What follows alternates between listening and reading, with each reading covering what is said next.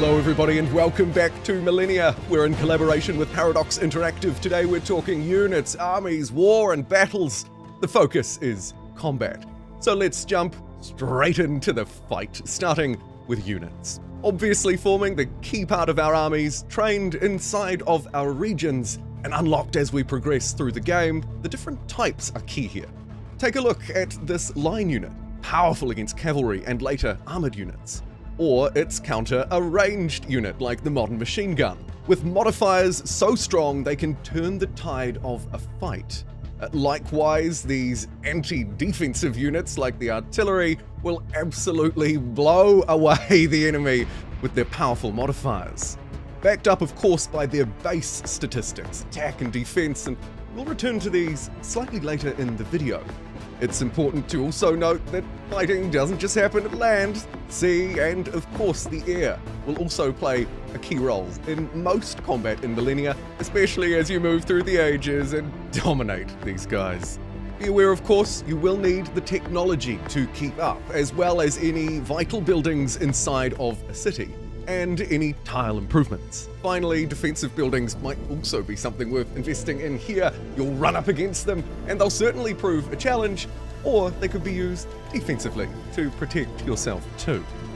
But let's get offensive. It's time to wage war. Let's talk about how we now use our units across the world.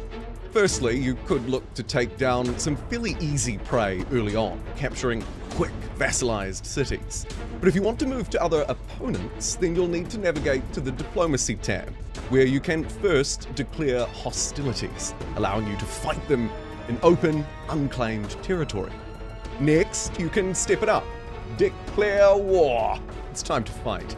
Here, you'll now be able to march into their lands and indeed take their cities down.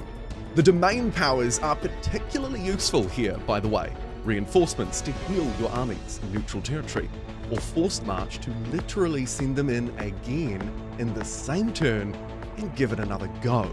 The domain powers are of course supported by the national spirits too, so building a more detailed, nuanced, perhaps even stronger army could very well lean into some of these powerful abilities. Take note though, as you wage war, chaos will follow, and this can lead to chaotic events that you might want to suppress, and unrest. Civil unrest may also need to be suppressed adequately so that your population focuses on fighting the enemy and not turning on you.